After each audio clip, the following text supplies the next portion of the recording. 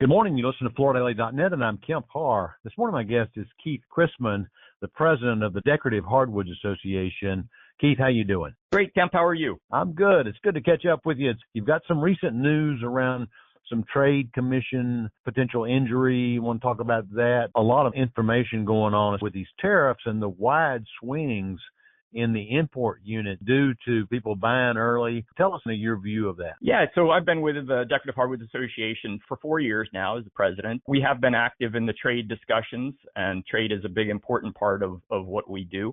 The Decorative Hardwood Association represents hardwood plywood, engineered wood floors, and hardwood veneer. We changed our name to better represent that, to encompass all the aspects of decorative hardwoods, including engineered wood floors. Trade is a very active thing, and some of our members in the Coalition for Fair Trade in Hardwood Plywood have filed a trade case on May 22nd with the International Trade Commission and Department of Commerce for anti-dumping and countervailing duties with respect to unfair trade practices by Indonesia, Vietnam, and particularly China. Okay, so I know China, they ruled on them doing some dumping and subsidizing, and there's been an additional tariff on wood out of China for a while. So this is kind of an expansion of that, isn't it? It is. That trade case from, I believe, 2018 resulted in duties of around 200% for most of the imports of hardwood plywood from China.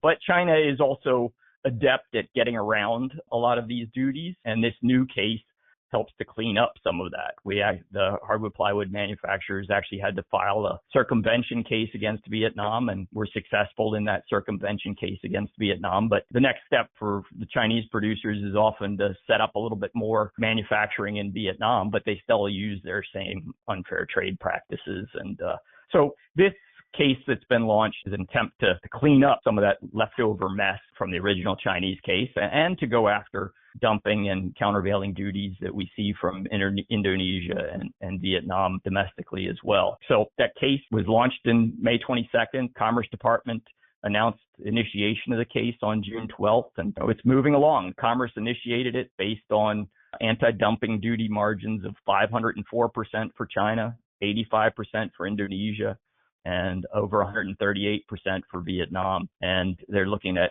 initiated it on 33 subsidy programs from China, 12 for Indonesia, and 26 for Vietnam. So a lot to look at, a lot of work to do, but so far so good. I know that's been delayed. We were looking to be in August, but that's been pushed back a little bit. It has. It's been pushed back a little bit. There's a lot of work for the Commerce Department to do in investigating the dumping. And, we expect the countervailing duty determinations in October. The preliminary anti-dumping determinations will likely also be extended to about mid-December. The final determinations are currently due in January, but again, that'll probably be extended till about May. But duties start when the preliminary determinations are made.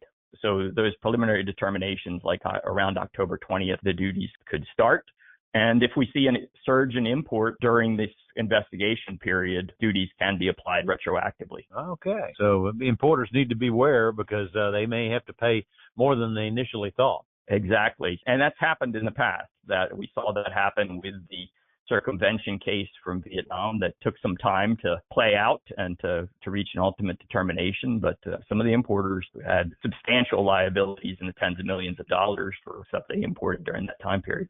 Where does Cambodia fit into all this? Cambodia doesn't fit into this particular trade case for hardwood plywood, but it certainly fits in with some of the other work that the Trump administration is doing and trade issues that Trump is looking at. There are the reciprocal tariffs that are being worked through here in the next day or so. I don't think I've heard anything announced specifically for Cambodia yet, but there are pretty substantial tariffs they were looking at for Cambodia back when the last discussions were going on. So I expect the reciprocal tariffs to be significant. Certainly even the fairest trade countries that we see are getting tariffs around 15%.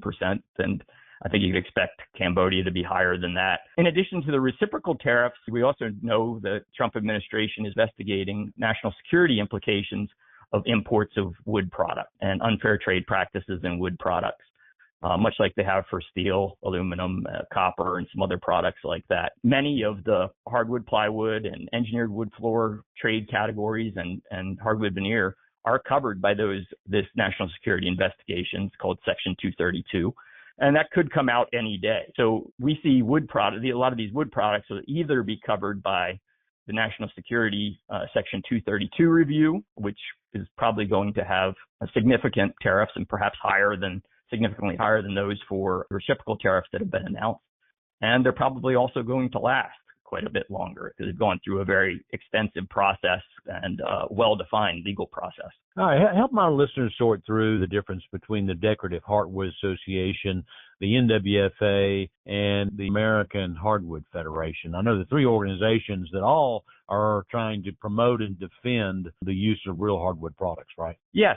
So we work very closely with the other hardwood industries. We've got, as you mentioned, NWFA, National Wood Flooring Association. We work very closely with them. We represent engineered wood floor manufacturers in that category. And they also represent some of the engineered wood flooring manufacturers as well as installers, retailers, and others, and solid hardwood flooring manufacturers. And so we work very closely with them on a variety of issues. A couple of years ago, we did a climate change life cycle assessment for engineered wood floors that we partnered with them on, and they did a solid wood flooring one at the same time. And they came out great for wood products that store carbon and much better than the alternative products, whether it's carpet or vinyl or tile, et cetera. And then when it comes to other hardwood organizations, we work closely with them on the Real American Hardwood campaign that reaches out to consumers, promotes hardwood products and the beauty and benefits of real hardwood products. All right. So one last question real quick before we run out of time. There's been some concern that there's enough supply for raw materials based on the whole logging industry, based on the